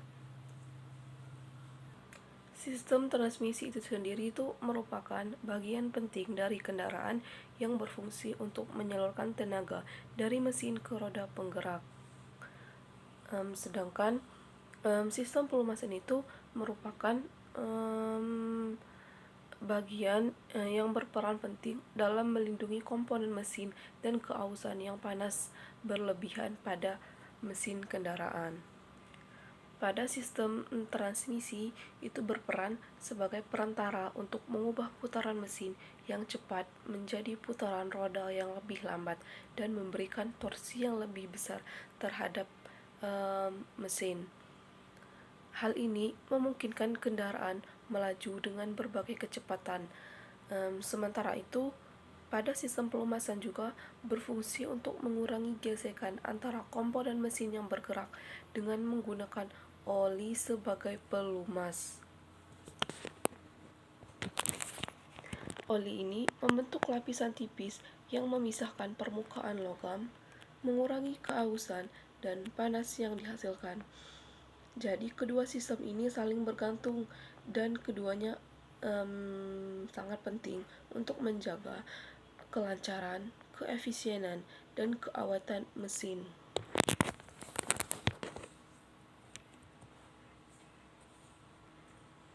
Selanjutnya ada fungsi dari sistem transmisi dan pelumasan. Fungsi sistem transmisi itu terdiri dari 5. Yang pertama, mengubah torsi dan kecepatan. Yang kedua, memisahkan mesin dari roda penggerak. Yang ketiga, mempermudah pengoperasian kendaraan. Yang keempat, meningkatkan efisiensi bahan bakar, dan yang terakhir meningkatkan umur pakai mesin. Sedangkan fungsi dari sistem pelumasan itu terdiri dari 5 juga. Yang pertama itu berfungsi untuk mencegah gesekan dan kausan. Yang kedua, berfungsi untuk mendinginkan komponen mesin. Yang ketiga, berfungsi untuk membersihkan komponen mesin. Yang keempat, berfungsi mencegah karat dan korosi. Yang kelima, berfungsi untuk mempermudah pengoperasian pada mesin. Jadi di sini saya akan menjelaskan fungsi sistem transmisi yang pertama, yaitu mengubah torsi dan kecepatan. Jadi pada sistem transmisi dapat mengubah torsi yang dihasilkan oleh mesin agar sesuai dengan kebutuhan kendaraan. Misalnya itu saat kendaraan membutuhkan torsi yang tinggi untuk memulai dari sebelum dihidupkan atau mau menanjak sebuah tanjakan, itu transmisi itu akan menurunkan gigi untuk meningkatkan torsi sehingga dapat menanjak tanjakan yang tinggi. Selain itu juga, transmisi juga dapat mengubah kecepatan putaran mesin agar sesuai dengan kecepatan kendaraan. Saat kendaraan melaju dengan kecepatan tinggi, transmisi ini akan menaikkan gigi untuk mengurangi kecepatan mesin dan meningkatkan efisiensi bahan bakar. Yang kedua itu berfungsi untuk memisahkan mesin dari roda penggerak. Jadi maksudnya itu transmisi ini memungkinkan mesin untuk dihidupkan dan dimatikan tanpa harus menghentikan roda penggerak. Hal ini memungkinkan seorang pengemudi kendaraan itu untuk berhenti di lampu merah atau berhenti di jalan tanpa harus mematikan mesin. Jadi roda penggerak ini tuh berfungsi untuk mematikan atau menghentikan sebuah mesin yang berjalan. Fungsi yang ketiga yaitu mempermudah pengoperasian kendaraan. Jadi sistem transmisi ini memudahkan pengoperasian kendaraan dengan mudah tanpa harus terus-menerus menyesuaikan kecepatan mesin. Transmisi otomatis ini memungkinkan seorang yang mengendarai kendaraan itu untuk fokus pada mengemudi kendaraannya tanpa harus mengganti gigi secara terus-menerus. Selain itu juga transmisi ini juga memungkinkan untuk pengoperasian kendaraannya itu lebih mudah dan tanpa mengganggu pengemudi untuk harus mengganti gigi secara manual. Fungsi yang keempat yaitu meningkatkan efisiensi bahan bakar. Jadi maksudnya itu yaitu transmisi ini dapat membantu meningkatkan efisiensi bahan bakar kendaraan. Saat kendaraan melaju dengan kecepatan yang tinggi, sistem transmisi ini akan menaikkan gigi untuk mengurangi kecepatan mesin dan akan menghemat bahan bakar. Fungsi yang terakhir yaitu meningkatkan umur pakai mesin. Jadi maksudnya itu dengan mengurangi beban pada mesin, transmisi ini dapat membantu meningkatkan umur pakai mesin, yang dimana transmisi ini memungkinkan untuk beroperasi pada kecepatan yang lebih rendah dan lebih efisien, yang mengurangi kausan pada komponen mesin. Selanjutnya yaitu saya akan menjelaskan fungsi dan sistem pelumasan pada kendaraan. Yang pertama itu tadi kan berfungsi untuk mencegah gesekan dan keausan. Jadi maksudnya itu pelumasan atau oli itu akan membentuk lapisan tipis di antara komponen mesin yang bergerak seperti piston, crankshaft, dan camshaft. Jadi pada lapisan ini akan mengurangi gesekan dan keausan yang terjadi akibat pergerakan komponen tersebut, sehingga akan mencegah kerusakan dan memperpanjang umur pakai mesin. Yang kedua itu berfungsi untuk mendinginkan komponen mesin.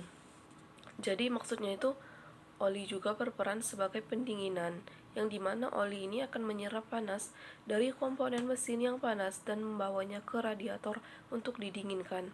Selama proses ini juga akan membantu menjaga suhu komponen mesin agar tetap stabil dan mencegah kerusakan akibat panas yang berlebihan. Yang ketiga, berfungsi untuk membersihkan komponen mesin. Jadi sistem pelumasan ini atau oli ini akan membantu membersihkan kotoran, debu, dan partikel logam kecil yang dihasilkan dari proses gesekan di dalam mesin. Oli ini akan membawa kotoran ke filter oli yang kemudian akan disaring dan dibuang. Selama proses ini juga itu akan membantu menjaga kebersihan komponen mesin dan mencegah kerusakan akibat penumpukan kotoran, sehingga akan menjaga mesin tetap optimal dan menjaga umur pakai mesin yang panjang.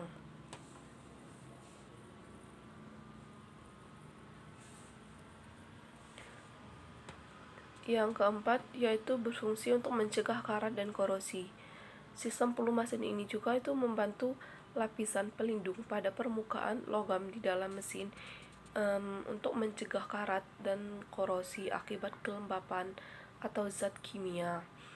Oli ini juga atau pelumasan ini membantu menjaga komponen mesin agar tetap kuat dan mencegah kerusakan akibat korosi. Dan fungsi yang terakhir yaitu mempermudah pengoperasian mesin. Jadi dengan sistem pelumasan itu akan mengurangi gesekan, dan oli ini akan membantu mempermudah pengoperasian mesin. Hal ini membuat mesin berjalan lebih halus dan efisien. Selanjutnya itu ada komponen sistem transmisi. Komponen sistem transmisi yang pertama itu ada kopling. Jadi kopling ini berfungsi untuk menghubungkan dan memisahkan mesin dari transmisi.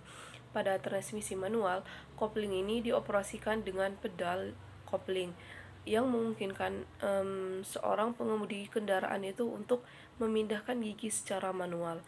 Pada transmisi otomatis, kopling ini dioperasikan secara hidrolik atau elektronik.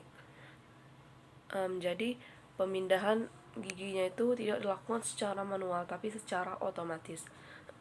Yang kedua itu ada komponen transmisi. Jadi komponen transmisi ini berfungsi untuk mengubah torsi dan kecepatan putaran mesin agar sesuai dengan kebutuhan kendaraan. Transmisi ini terdiri dari serangkaian gigi yang dapat diubah untuk menghasilkan rasio gigi yang berbeda. Pada transmisi manual memiliki tuas gigi yang memungkinkan pengemudi untuk memilih gigi secara manual, sedangkan pada transmisi otomatis itu memiliki sistem elektronik atau hidrolik yang secara otomatis memilih gigi yang tepat berdasarkan kecepatan kendaraan dan beban mesin.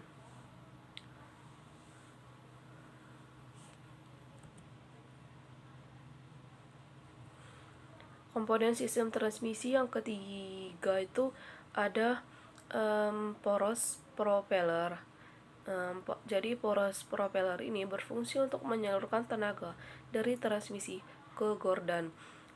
Pada poros propeller ini biasanya itu terletak di bawah kendaraan dan terhubung ke transmisi dan gordon. Komponen selanjutnya yaitu ada roda penggerak.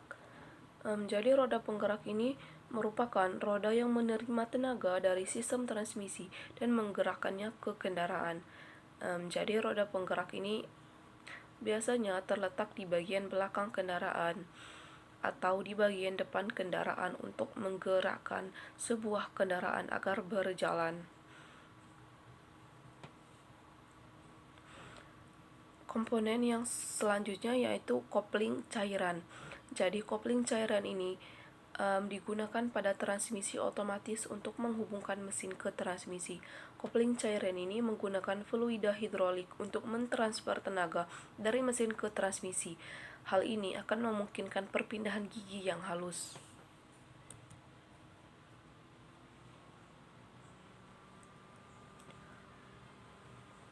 Komponen sistem transmisi selanjutnya yaitu ada filter oli transmisi. Jadi filter oli transmisi ini akan membantu proses penyaringan kotoran dan partikel dari oli transmisi. Oli transmisi yang kotor ini akan menyebabkan kerusakan pada komponen transmisi. Selanjutnya ada sistem pendinginan. Sistem pendinginan transmisi ini membantu menjaga suhu oli transmisi agar tetap stabil.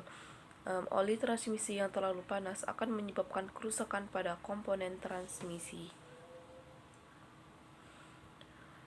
Dan komponen sistem transmisi yang terakhir itu ada sistem pengontrol. Pada transmisi otomatis, sistem pengontrol transmisi ini mengatur perpindahan gigi secara otomatis berdasarkan kecepatan kendaraan, beban, dan kondisi pengemudi. ECU itu menggunakan sensor untuk memantau kondisi mesin dan kendaraan, kemudian menentukan gigi yang tepat untuk dipilih.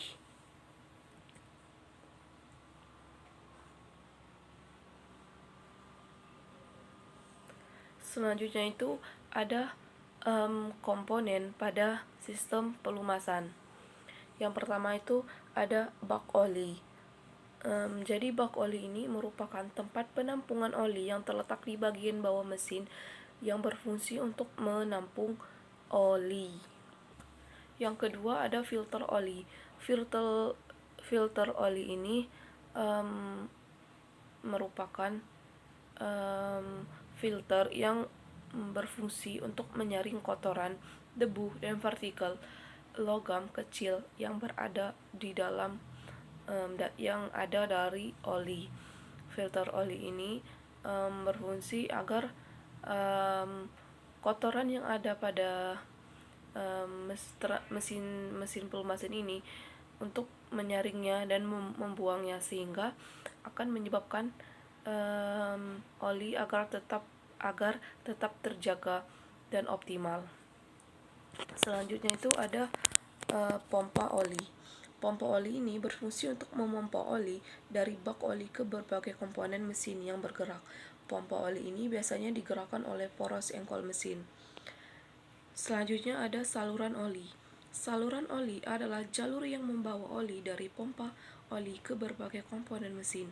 Saluran oli ini dirancang untuk memberikan aliran oli yang cukup ke komponen mesin. Selanjutnya ada katup oli. Katup oli ini berfungsi untuk mengatur aliran oli ke berbagai komponen mesin. Selanjutnya ada radiator oli. Radiator oli ini digunakan untuk mendinginkan oli mesin. Oli mesin yang terlalu panas dapat menyebabkan kerusakan komponen pada mesin. Selanjutnya ada sensor tekanan oli. Sensor tekanan oli ini berfungsi untuk memantau tekanan oli di dalam sistem pelumasan. Komponen sistem pelumasan yang terakhir yaitu ada pendinginan oli. Pendinginan oli ini adalah perangkat yang digunakan untuk mendinginkan oli mesin sebelum oli kembali ke bak oli. Selanjutnya ada jenis-jenis sistem transmisi. Yang pertama itu transmisi manual. Jadi transmisi manual ini itu merupakan proses mengganti gigi secara manual menggunakan tuas gigi. Pengemudi juga harus mengoperasikan kopling untuk menghubungkan dan melepaskan tenaga dari mesin ke transmisi. Yang kedua itu ada transmisi otomatis. Transmisi otomatis ini bekerja secara otomatis untuk mengganti gigi secara otomatis. Yang ketiga itu ada transmisi CVT. Jadi transmisi CVT ini memungkinkan perpindahan gigi secara mulus dan tanpa henti, yang menghasilkan akselerasi halus dan efisiensi bakar yang lebih baik.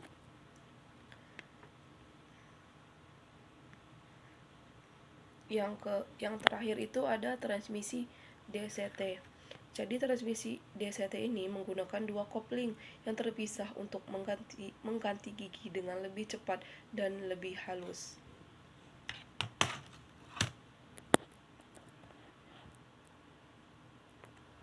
Selanjutnya ada jenis-jenis sistem pelumasan. Yang pertama itu sistem pelumasan pertekanan. Jadi sistem ini menggunakan pompa oli untuk mengalirkan oli ke seluruh mesin dengan tekanan yang cukup. Yang kedua itu ada sistem pelumasan tetes. Jadi sistem pelumasan tetes ini menggunakan crankshaft yang berputar untuk menyemprotkan oli ke komponen mesin. Oli yang disimpan ke bak oli ini akan tercampur dengan udara dan akan disemprotkan ke bagian-bagian mesin yang bergerak.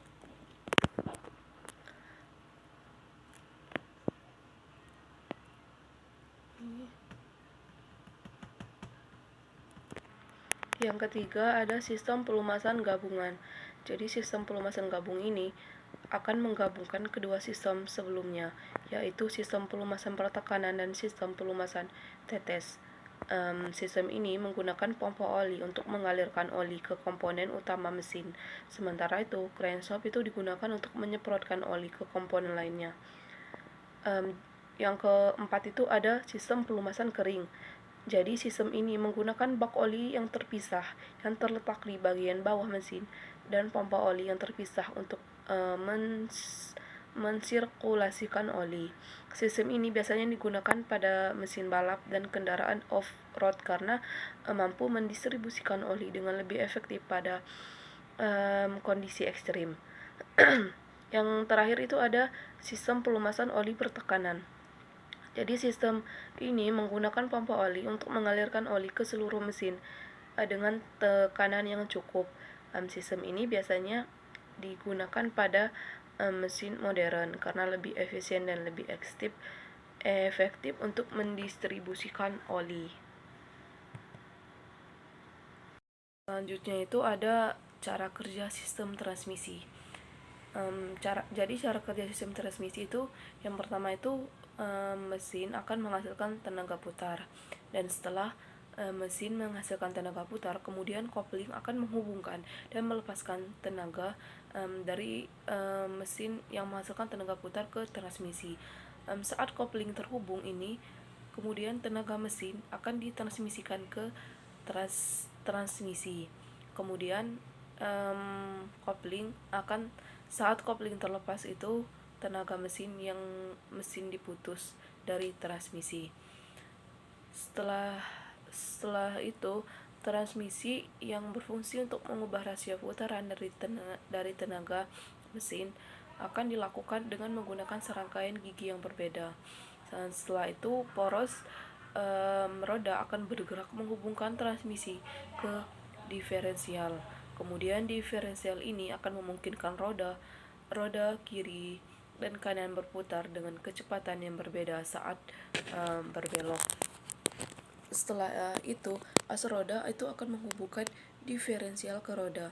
Kemudian roda akan menerima tenaga dari as roda dan menggerakkan kendaraan.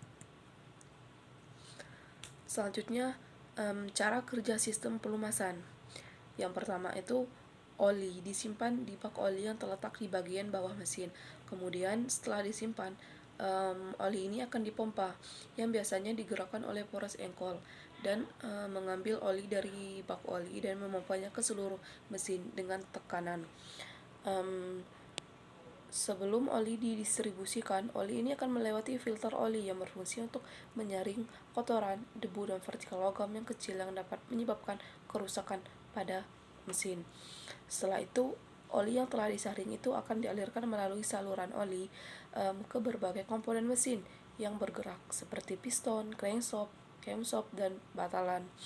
Setelah itu, oli akan membentuk lapisan tipis pada permukaan komponen yang bergerak, mengurangi gesekan dan kausan yang terjadi akibat pergerakan. Kemudian oli yang berfungsi sebagai pendingin akan menyerap panas dari komponen mesin yang panas dan akan membawanya ke radiator untuk didinginkan. Setelah itu oli ini akan membantu membersihkan kotoran dan partikel logam yang dihasilkan dari proses gesekan di dalam mesin. Oli akan membawa kotoran ini ke filter oli yang kemudian akan disaring dan dibuang. Setelah itu oli akan kembali bersirkulasi di seluruh mesin. Oli kembali ke bak oli dan siklus ini berulang terus-menerus. Selanjutnya ada kesimpulan. Jadi kesimpulan dari materi sistem transmisi dan pelumasan yaitu jadi sistem transmisi dan pelumasan ini tuh merupakan komponen yang penting dalam kendaraan yang saling terkait dan bekerja sama untuk memastikan kendaraan dapat berfungsi dengan baik. Sementara itu, sistem pelumasan menjaga komponen bergerak tetap dilumasi, mengurangi gesekan dan panas, serta mencegah kehausan dan kerusakan. Pelumasan juga itu membantu membersihkan kotoran dan debu dari komponen sehingga meningkatkan masa pakai komponen.